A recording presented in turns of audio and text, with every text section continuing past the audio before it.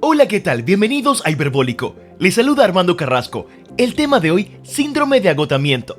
Coexistimos a diario en entornos de trabajo cargados de estrés, en los que por cultura se premia al que mayor resista e inclusive ganarse el adjetivo de workaholic se muestra como una medalla olímpica.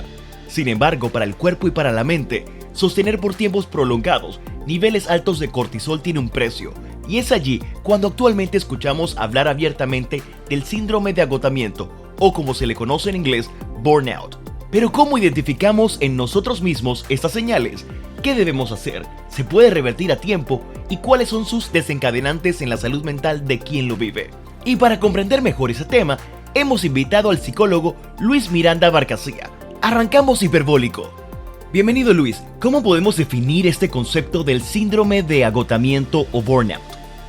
Gracias por el espacio. Tocar un tema tan importante como es el estrés y el síndrome del agotamiento, también conocido como el síndrome el burnout o el síndrome del quemado, que tiene muchísimas aristas, muchos factores, y voy a tratar de reducirlo, decirlo de una manera sencilla que todos podamos comprenderlo. Y has comenzado muy bien, porque psicológicamente se conoce que la conducta que se premia tiende a repetirse. ¿Cómo así? Cuando un niño nos trae un 5, ¿qué le damos? Un premio, un regalo, un caramelo, algo que a él le guste. Porque la próxima vez lo más seguro es que este niño va a sacar otro 5.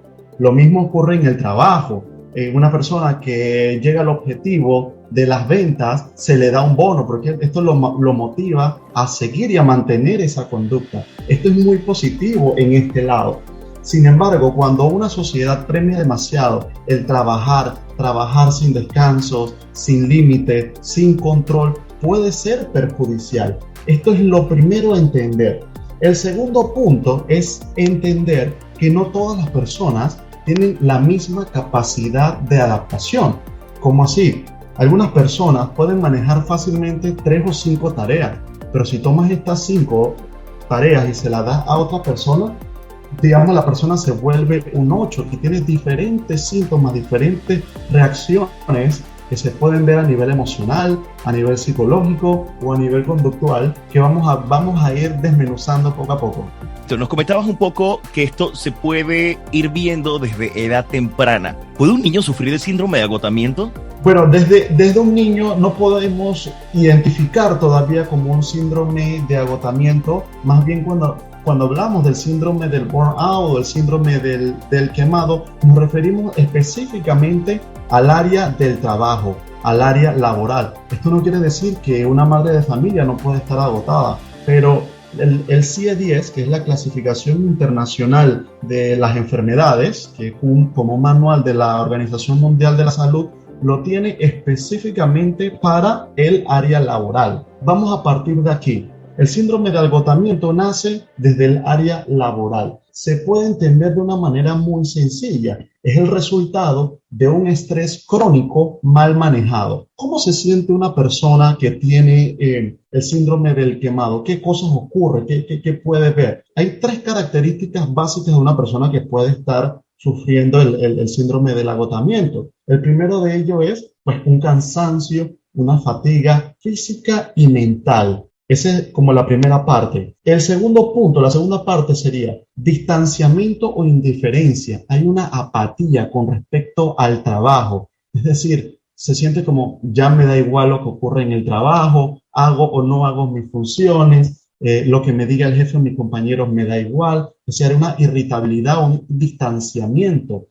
Ese es el punto 2. Y como punto 3, podemos ver que la eficacia de la persona, la productividad personal se ha visto reducida. Ya no rindes como antes, esto mezclado con el cansancio, tienes más errores dentro del trabajo, lo que perjudica la organización, porque pues, es un engranaje y si no cumples tu trabajo, vas a perjudicar al otro. Entonces, estas son 3 características fundamentales del síndrome del burnout, Armando. Has tocado un denominador común en toda la conversación que se da en las oficinas y también entre adultos, que es un término que personalmente pienso que está, no sé si mal utilizado o lo utilizamos de más, que es el concepto del estrés. Cuando hablamos de estrés, Luis, y para que la gente entienda y que no es una cosa de todos los días o es cualquier cosa que te provoca estrés. ¿A qué le podemos llamar estrés? ¿Y cómo pasa de ser un estrés regular, de ser un estrés manejable, a ser ese estrés crónico que te puede llevar al burnout? Sí, muy buena pregunta, Armando. Y lo primero a entender es que el estrés no es bueno ni malo. El estrés es adaptativo. Te voy a poner un ejemplo. Supongamos que estamos en una sala y hay un tigre o tenemos un león enfrente. ¿Qué tipos de síntomas crees que aparecerían? Sudoración, taquicardia, tensión muscular, todas estas cuestiones, temblores, salir huyendo. Todas estas reacciones son reacciones naturales del estrés. En otras palabras, ¿qué es el estrés? Es una respuesta natural del organismo cuando se siente bajo una amenaza, bajo un peligro, bajo una tensión. ¿Qué hace esto? Nos prepara para dos respuestas básicas del ser humano, que es huir o pelear, ¿sí? Entonces, unas dosis bajas de estrés es saludable. De hecho, si no tuviéramos ni un poquito de estrés, estuviéramos muertos. Esa es una frase que lanzó o dijo un pionero, el investigador del estrés, que se llama Hans Selye. Si no tenemos estrés, estamos muertos. La cuestión es cuando ese estrés es repetitivo, es prolongado y es constante, ¿sí? Se puede entender de esta manera. El estrés sano, saludable, positivo, le decimos el estrés agudo. Por ejemplo, si vas cruzando una calle de 4 vías, necesitas tener un poquito de estrés, necesitas estar un poco alerta, porque si no, pues te van a chocar, ¿verdad que sí? La situación es, cruzas esa calle y los niveles de estrés deben disminuir, debe regresar a esa homeostasis o a ese equilibrio, es decir, el estrés o esa tensión duró solamente mientras cruzabas esas 4 vías. El problema es cuando se mantiene esa tensión a lo largo, es donde podemos identificar el segundo estrés, que le llamamos el estrés agudo episódico. Es un estrés como el que mencioné anteriormente, pero repetitivo. Vamos a poner otro ejemplo. Un estrés, por ejemplo, tienes una discusión o una pelea con tu pareja, ¿sí? Pues hay una diferencia, hay un conflicto, listo. Pero esa pelea acaba. Ya todos los niveles de cortisol disminuyen. Pero si esa pelea es frecuente, todos los días, constantemente, ya no es un estrés agudo, ahora es un estrés agudo episódico, ¿sí? Ya se mantiene y lo que ocurre es que el cuerpo se va adaptando poco a poco a ese estrés y van surgiendo diferentes síntomas, una respuesta natural del cuerpo. Y el último tipo de estrés es el que llamamos el estrés crónico, que es el estrés sostenido, prolongado y repetitivo. Aquí está el verdadero problema, porque el cuerpo, cuando está en estrés, se produce una serie de alteraciones químicas que son normales para defendernos, para sobrevivir, pero esta alteración en el día a día es cuando vienen todos estos problemas de salud que bien conocemos. Y estos problemas de salud pueden ser tanto físicos como mentales, ¿no? Hay una cantidad enorme de síntomas que podemos ver. Pero antes de llegar a ese punto, quiero explicarte algo muy importante. Para nosotros llegar a ese síntoma, a ese estrés crónico, hay una serie de fases, ¿sí? El estrés tiene fases. La primera fase es la fase de alarma. Es cuando aparecen estas primeras señales, dolor de cabeza, dolores estomacales, un aceleramiento de la tasa cardíaca, por ejemplo. Esas son algunas de las primeras señales que podemos ir viendo. ¿Qué ocurre en esta primera fase? Las defensas, la resistencia, o mejor dicho, la adaptación, cae un poco, porque el cuerpo se está preparando para enfrentar mejor ese estrés. Aquí es donde llegamos a la segunda fase, que se llama la fase de resistencia. Nosotros estamos programados para la supervivencia y el cuerpo se va adaptando a los diferentes tipos de estrés, ¿sí? Entonces, lo que ocurre es que esta adaptación o esta manera de responder nosotros a ese estrés tiene un límite. Esa energía de nosotros para adaptarnos a ese estrés tiene un límite y nos vamos agotando poco a poco. Y es aquí cuando llegamos a la fase del agotamiento, que tiene infinidad de síntomas psicológicos, emocionales, físicos o conductuales. Algunos problemas psicológicos. la ansiedad.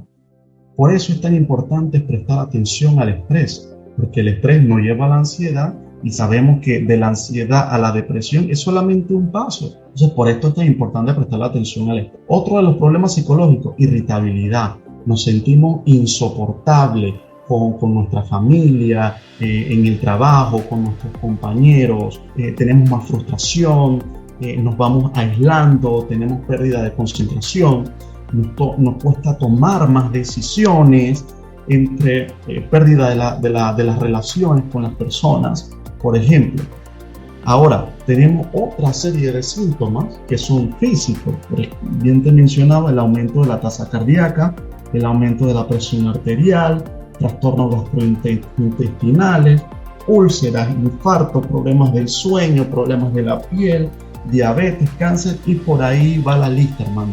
Increíble el listado, y no solamente lo que me cuentas o lo que indicas a nivel de enfermedades físicas, sino también esa progresión del estrés, de poder reconocerlo, de pasar a la ansiedad y estar consciente, si es que podemos estarlo durante ese periodo, y de no cruzar eso hacia la depresión, que quizás nos va a impedir entonces reconocer o buscar la ayuda apropiada en el momento indicado. Te pregunto, a nivel psicológico, ¿hay alguna especie de tratamiento o herramienta que la persona pueda utilizar o tenga que buscar la ayuda para poder revertir o trabajar o procesar sobre este agotamiento? Sí, claro, hay muchísimas herramientas, Armando, y me gustaría ponerlo desde este punto. El estrés básicamente ocurre cuando nuestros recursos, nuestras herramientas para afrontar un problema, en este caso en el trabajo, son menores a la demanda, ¿sí? Hay una cantidad de factores estresantes o estresores, como bien se le conoce, en el trabajo, que son los que poco a poco nos va llevando a este espacio de agotamiento. El primero de ellos, el primer paso, es identificarlo. Y parece algo sencillo de decir, sin embargo, muchas personas ni siquiera saben qué le estresa, por varias razones. Puede ser que lo hayan normalizado o están muy adaptados al estrés. Yo te digo, yo he tenido pacientes que cuando vienen al estrés le hacemos así como un escáner, un diagnóstico de todas las fuentes de estrés, y empezamos a identificar, a ver de qué manera empezamos a trabajar, a llenar de recursos a estas personas. Y la persona poco a poco va deshaciéndose de diferentes estresores. Imagina que tiene un montón de ladrillos, que cada ladrillo es una fuente de estrés diferente. La persona empieza a quitarse ladrillo por ladrillo, ladrillo por ladrillo, y llega un momento, un estado en que la persona dice, siento que me falta algo. La persona está tan acostumbrada, por decir, como adicta al estrés, que cuando se siente tranquila dice, no, algo me está faltando, esto no es normal. Entonces se lleva a la persona a identificar que no, que el estado de tranquilidad, de bienestar es el normal. Pero ese es el primer paso, identificar. En el trabajo hay muchos estresores, que va desde lo más simple, son estresores físicos, es decir, que haya buena iluminación en el trabajo, que la temperatura no esté tan fría ni tan caliente, que tú puedas estar trabajando y sabes que no se te va a caer una parte del techo. Es decir, esta estructura física, los estresores físicos, son importantísimos. De ahí tenemos otra serie de factores que van dentro de la misma institución. Uno muy común son las relaciones laborales, el mal clima laboral que existe, la serruchadera de piso, los chismes, el hablar mal del otro. Todas estas cuestiones es una fuente de estrés. Todos tenemos estresores normales, pero no es lo mismo tener estresores que son los típicos del trabajo, por ejemplo, los que conlleva la misma tarea, por ejemplo, es más fácil llevar las tareas en un ambiente donde la gente se lleva bien, sientes apoyo, sientes unidad, que en un lugar donde todo el mundo se lleva mal, hay envidia, o de repente te aíslan o te hacen bullying, o el acoso laboral también, que es muy común. Entonces, el primer paso es identificar los estresores, que son muchísimos. El segundo es calmar ese nivel de actividad que nosotros tenemos a nivel orgánico. Es decir, cuando estamos bajo estrés, se alteran muchísimos factores, se altera el sistema inmunológico, el aparato digestivo, las hormonas, el sistema reproductor, también se altera lo que es la corteza prefrontal, que es lo que nos ayuda a pensar con claridad. Entonces, cuando nosotros calmamos estos niveles de estrés, podemos afrontar el estrés de una mejor manera. Otra forma que nosotros podemos tener para allá es el ejercicio. El ejercicio en sus diferentes maneras. Bailar, nadar, salir a correr, manejar bicicleta, 15 minutos de paseo. Es decir, cualquier cuestión que nos desconecte de estos pensamientos estresores y de esta actividad o de esta agitación y nos permita desconectar, nos ayuda a afrontar el estrés de una mejor manera, ¿no? Vivimos o existimos en una sociedad que se premia el trabajar bajo presión como algo que debe ser normal, sin embargo no lo es. Exactamente, como bien mencionábamos al principio, toda conducta que se premia tiende a repetirse, como mencionábamos el ejemplo del niño.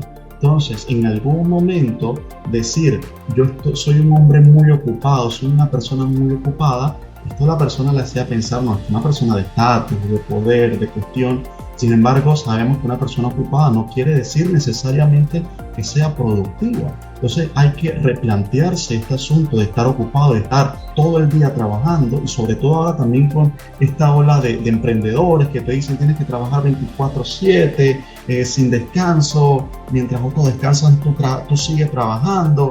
Hay que tener mucho cuidado con estas palabras porque no todos tenemos el mismo nivel de adaptación al estrés. Entonces una persona le va súper bien con manejando el estrés y otra persona no tiene los recursos para hacer eso y se frustra y se siente peor. Entonces hay que tener cuidado con una sociedad que dice sí, mantente ocupado trabajando. No, una vida realmente exitosa, bueno, es muy relativo, pero dentro de la psicología es importante mantener un balance entre el trabajo y el disfrute, es decir, el desconectar del trabajo, conectar con la familia, conectar con los amigos. Y algo muy interesante es que no importa la cantidad. Es decir, a partir de los 30 años hay estudios que demuestran que vale más la calidad de la amistad que tener muchos amigos. Entonces tenemos que aprovechar, tenemos que desconectarnos, aprovechar el apoyo social, buscar las maneras, buscar un psicólogo, romper todos estos mitos del psicólogo también es muy importante. Sí, ayudar a la persona que pueda afrontar mejor sus problemas. Y casualmente allí mi pregunta, porque quería consultarte si la incidencia del burnout es mayor en hombres o en mujeres. Como muchos otros problemas, las causas son múltiples, pero principalmente se habla sobre la falta de balance entre el trabajo y las otras actividades, o en el trabajo y la casa. Esto es uno de los principales estresores. Son aquellas personas, bueno, en este caso mujeres, que solamente es trabajar y siguen en un ciclo de trabajo donde no tienen otras actividades donde puedan canalizar, soltar ese estrés y esa tensión acumulada.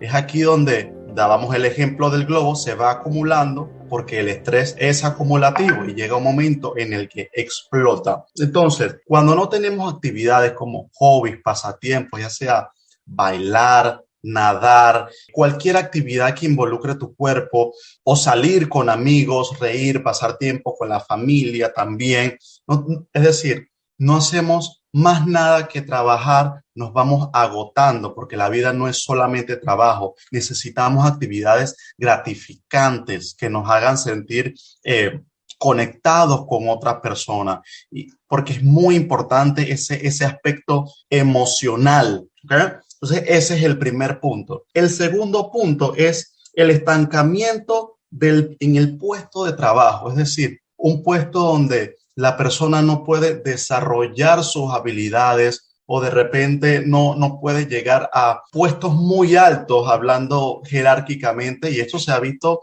a través de los años, que los hombres son los que ocupan los mayores puestos, digamos, de directivos, presidentes. Ha cambiado mucho. Sin embargo, todavía hay un cambio o un contraste significativo. Entonces, cuando siente que está trabajando y está dando lo mejor de sí, pero no siente que avanza o que puede desarrollar sus habilidades, su talento al 100% por el simple hecho de ser mujer, produce una frustración, produce estrés y mucha tensión en el cuerpo de las mujeres, ¿no?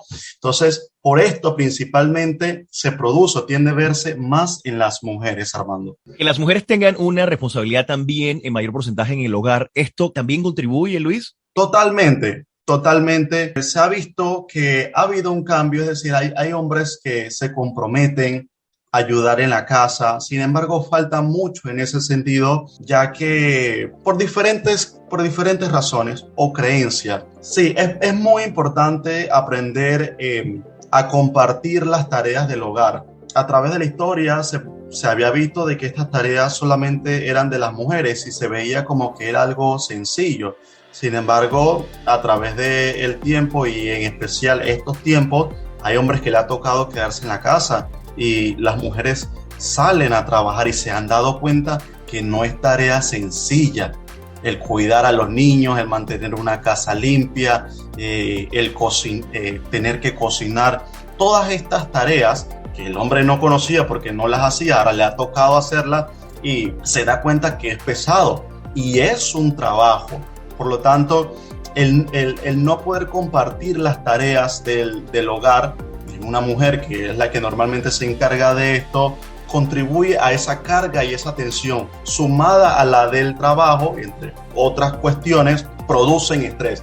Aunque es importante recordar que cuando hablamos del burnout o el síndrome del agotamiento, nos referimos exactamente al trabajo. Pero es muy importante saber que como seres humanos somos integrales y muchas veces del trabajo llevamos ese estrés a la casa y de la casa al trabajo, y esto es importante identificarlo. Ahora, hay profesiones que están más propensas a sufrir del burnout. Por ejemplo, los docentes, los maestros, los médicos, las enfermeras, abogados, los psicólogos, somos personas que estamos muy expuestas al estrés constantemente, ¿sí? Todas situaciones, y te voy a poner un ejemplo.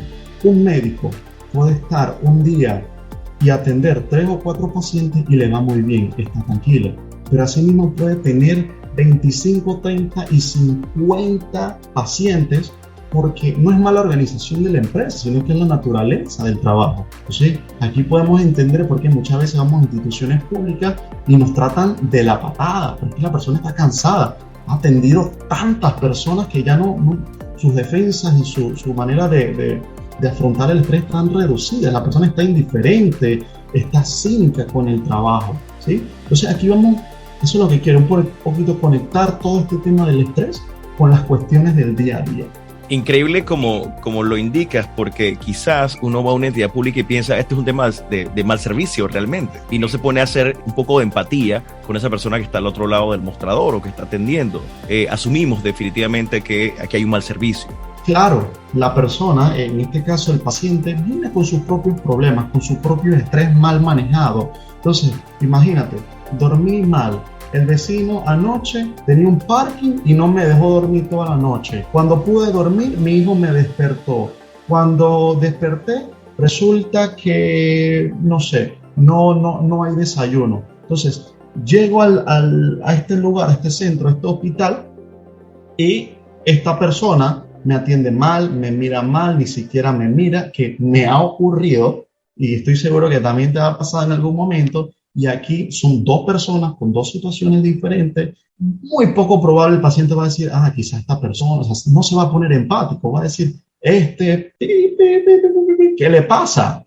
¿Me explico? Y ahí se forma el conflicto. Pero del otro lado hay mucho cansancio, mucho estrés. Entonces, ¿qué nos queda hacer, hermano? Que es una de las cosas que es mi propósito, una de las cosas que yo me estoy enfocando. Trabajar desde la prevención, desde la primera fase. ¿Sí? Educar a las personas, ayudarlos a identificar, a ver de qué manera podemos afrontar ese estrés, porque hay muchas maneras de afrontar el estrés. Una de las cositas que me gustaría indicarte antes de finalizar con esto, pero que la persona entienda su estilo de afrontamiento, qué cosas puede manejar, qué cosas no, aprender técnicas de respiración, mejorar la alimentación. Hay muchas cosas que se pueden hacer para combatir el estrés. Muchas personas dicen, no, contra el estrés no puedo hacer nada. O sea, la raíz de todo es el estrés, y ahora que mencionas un poco de ese tema de la empatía y la relación entre nosotros, entre seres humanos, es lo que aparece en las redes sociales todos los días, gente que se baja de su carro, le pega al otro conductor, o gente, o lo que sucedió hace muy poco, el primer día de clase, que se pegaron dos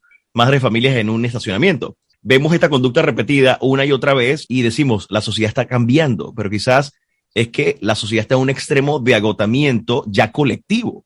Y eso lo estamos viendo ahora que tenemos mucho más acceso a las redes sociales y que esos contenidos o esas cosas que suceden se viralizan. Quisiera también, ahora que tocaste el tema de las técnicas, si estamos en una situación de estrés un poco prolongado o sentimos una agitación dentro por alguna situación X dentro de la oficina, ¿qué puedo hacer yo? Hablaste de una técnica de respiración, ¿qué se puede hacer un poco para atenuar esa sensación y quizás más adelante hacer otras cosas para irlo bajando, ¿no?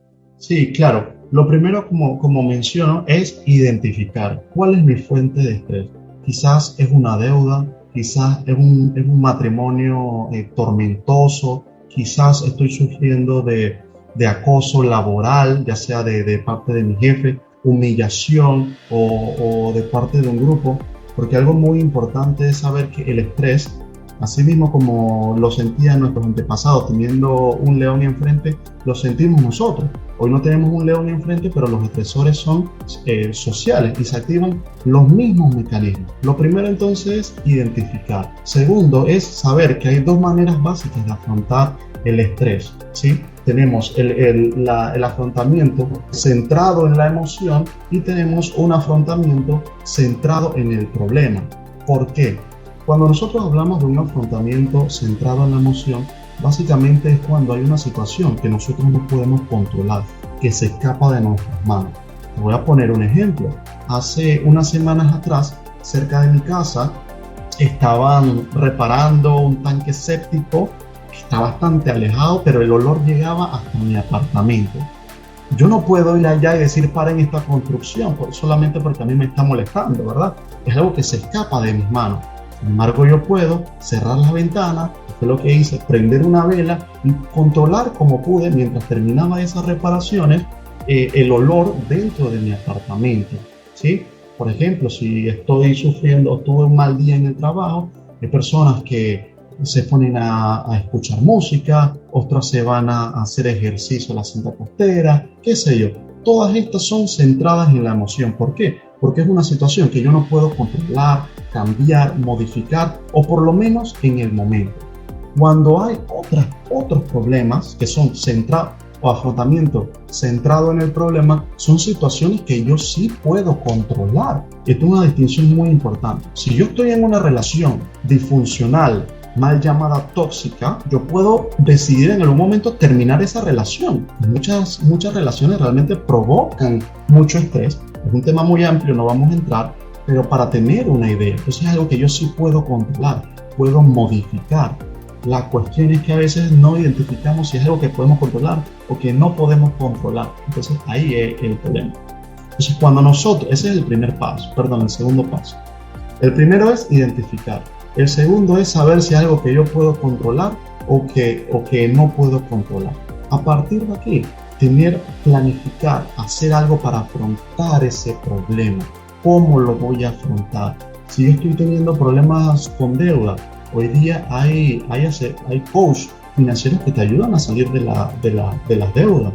Si es una relación que no sabes cómo salir, puedes buscar un psicólogo.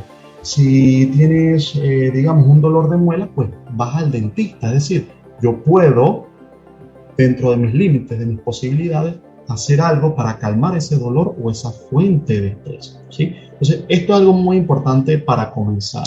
De ahí hay que hay que brindar o equipar a la persona con muchas maneras de afrontar el estrés.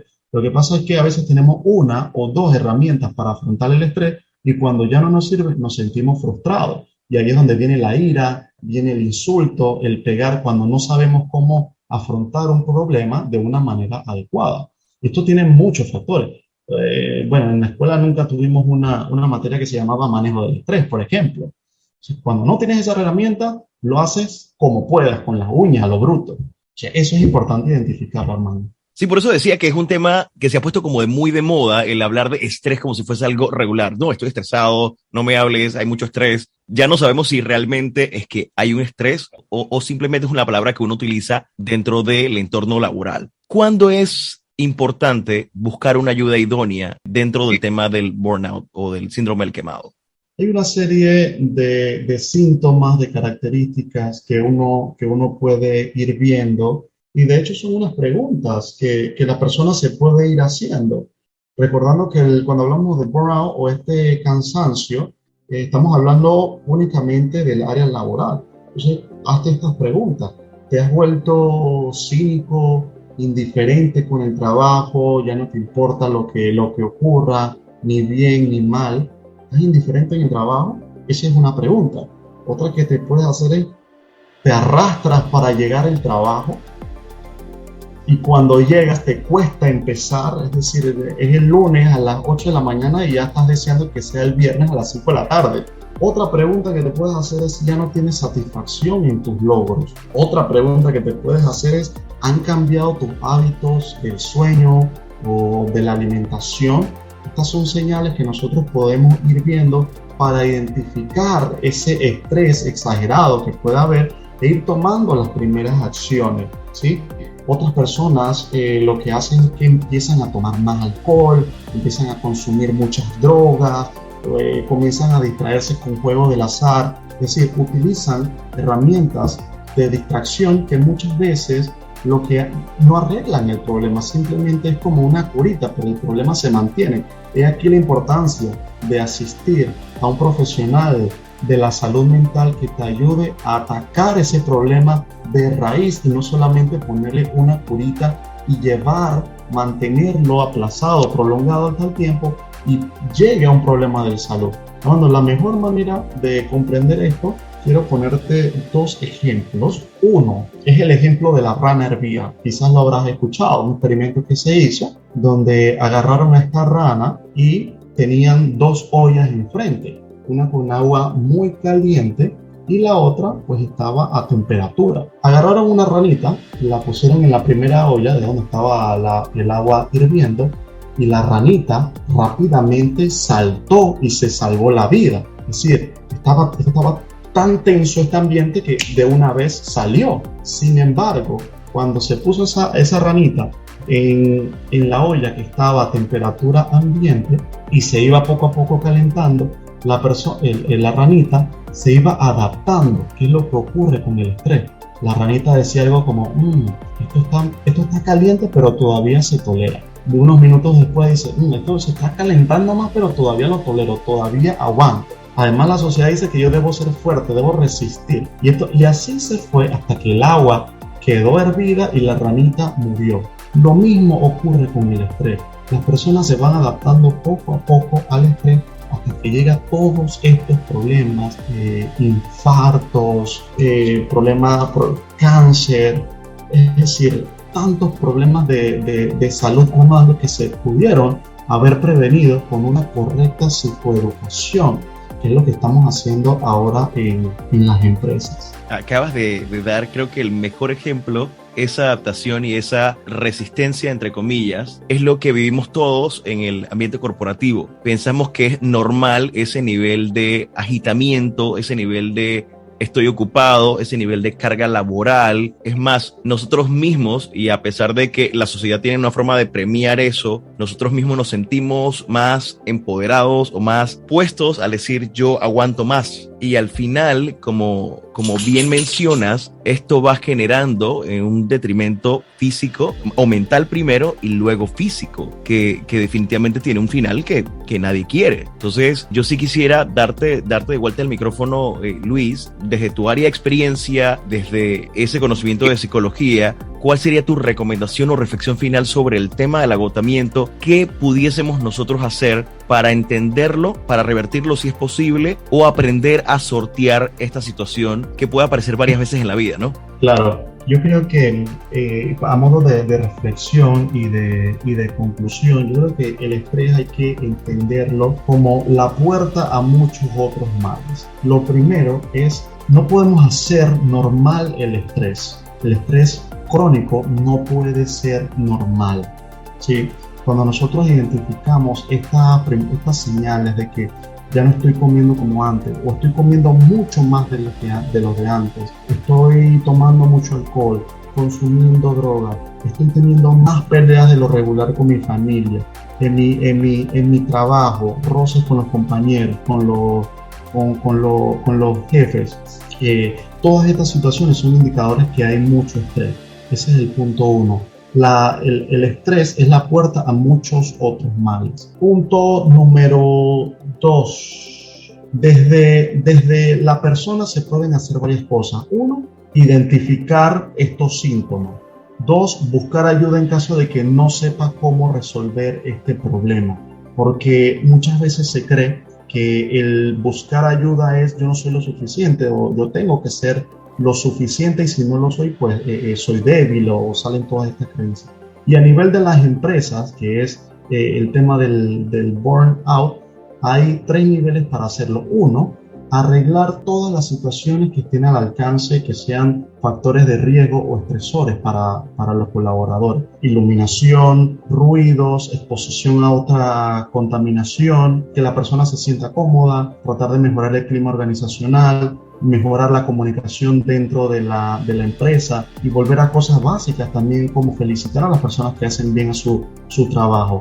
2, podemos atacarlo desde la prevención, empezar a pagar, a invertir en capacitaciones para el manejo del estrés, porque muchos empleadores ven esto como un costo o un gasto adicional, pero a la larga esto les sale mucho más barato que las personas se le enfermen, se le cansen, dejen de ir al trabajo, no completen las tareas, estén más enfermas de lo normal, hay un mal clima organizacional. Todo esto se puede prevenir con una buena capacitación que se le hace a las empresas. Y como tercer punto, las empresas deben estar capacitadas para identificar a estas personas que están quemadas, que están cansadas, que sienten que ya no pueden más, que la persona siente que tiene ganas de gritar, ganas de huir, que ya no sabe qué hacer. Y que muchas veces pues se llega a temas de suicidio, porque una persona dice, no encuentro otra manera de poder afrontar mis problemas, que la única manera es salir de esto, y es la única manera que encuentran o que se imaginan. Entonces esto es muy importante, estas tres opciones, Armando, para que las empresas puedan ir tomando estas medidas y atacar o abordar este problema.